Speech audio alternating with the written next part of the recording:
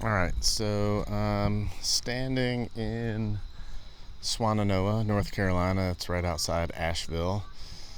Been here mountain biking with friends and staying in the Airstream with Abby for the past week.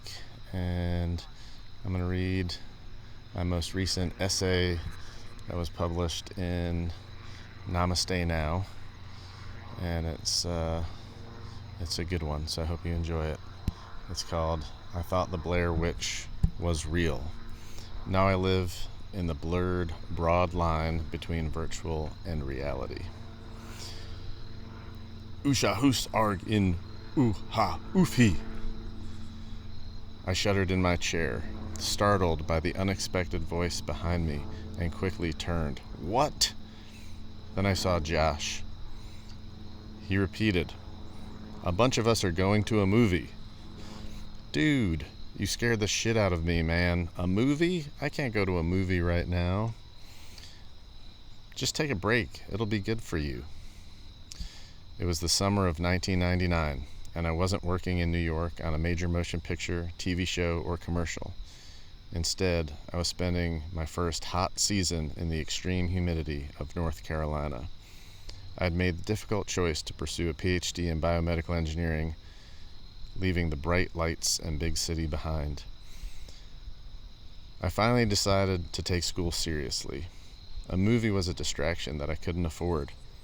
Late at night, you might find me drinking heavily to keep my already drowned emotions in the deep, dark waters. But a movie in broad daylight? In the middle of a work day? It didn't exactly resonate. Escape. Come on. I'll drive. We're all going. Your research will be here when we get back. Josh was good at peer pressure. Arguing would have been an exercise in futility. All right, I'm coming. We headed for the parking deck to find Josh's beat-up, pale blue, paint-faded Honda Accord. One door handle only opened from the inside. Josh reached across the driver's seat, popped the handle, and I jumped in. He turned the key, pumped the gas a few times until she fired up, rolled the windows down, and Lil Troy, wanna be a baller, blared. We rolled off campus and cruised down 15501 from Chapel Hill to Durham. Josh was the smartest guy I'd ever met. His photographic memory was paired with the humor sense of a horny 8th grader. The combination made for delightfully clever and crude jokes. He was a guy who played by the rules. We were going through grad school orientation together when I found myself in line with him at the campus cafeteria closest to the bookstore. At the soda fountain near the checkout lines, I filled up my cup, took a sip, then went back to top it off. He looked at me like I had committed a felony. "Are you allowed to do that?" But his tone didn't match the look. He wasn't accusatory, more curious. I'd come to know him as a genuine person and a good friend who always kept a promise. He was my closest friend for many years. "So what's this movie we're going to?" I yelled above the 90s hip-hop.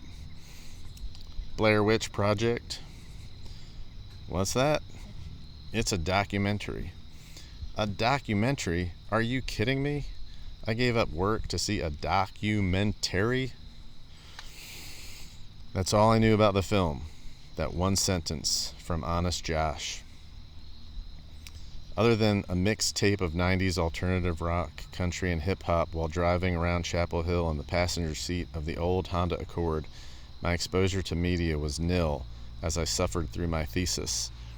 And what I didn't know then was the viral internet marketing tactics used by the production company. That was real new. But Josh was savvy that way. Me, not so much.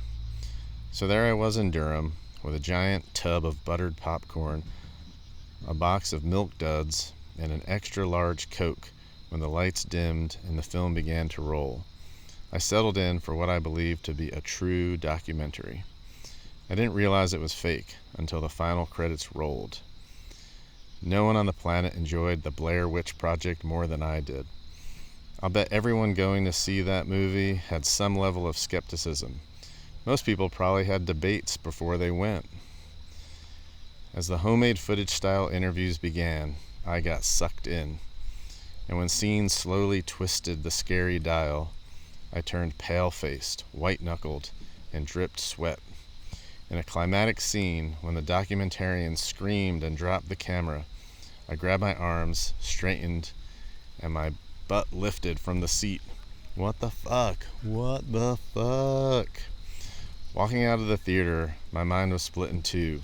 One part terrified, the other amazed at how easily my sense of reality could be edited.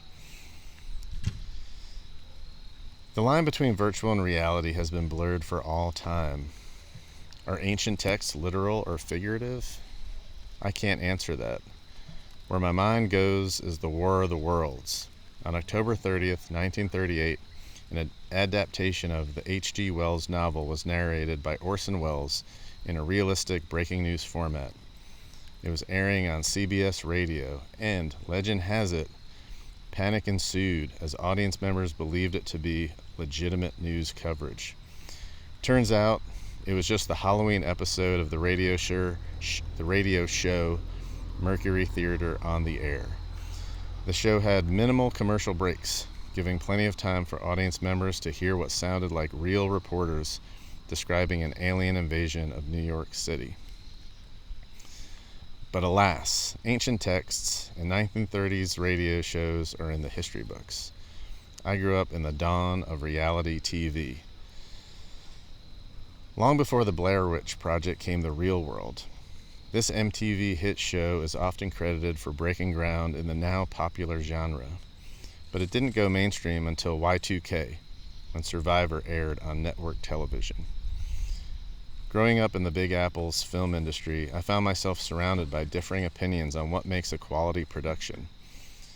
This one time, when my family was visiting Chapel Hill from New Jersey, Josh said, "Oh man, I can't wait to find out what happens on Survivor next week." My brother was in earshot and said with a snark, "Want me to get the script for you?" I'm not sure the average consumer of television realizes how much scripting goes into reality TV. These are massive productions with writers, actors, and the whole enchilada. Though I'm certainly in no position to point a finger, here I am, the guy who thought the Blair Witch was real. The whole thing taught me a lesson. Reality is in the eye of the beholder.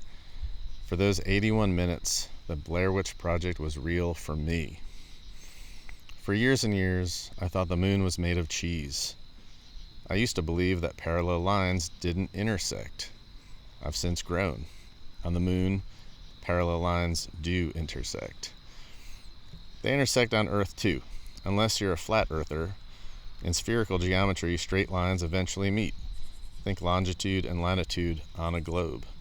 No offense to the flat earthers reading this. There is math where that can be true too.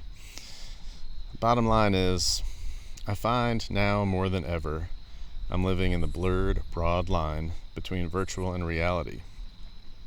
Deepfakes and AI make it seemingly impossible to know the difference. And even when I see the difference, I know that growth might change my perspective. When I glance at social media, I feel like we may all be living a real horror story. But then I'm reminded of my brother's snarky, but also wise words. Some months ago, a good friend suggested I'd like the Telepathy Tapes. It's a podcast where a journalist explores whether children with autism and non-speakers can read minds and communicate telepathically. For the record, my friend and I are both involved in cutting-edge neuroscience. From that perspective, it all seems plausible to me. I approached the show with an open mind.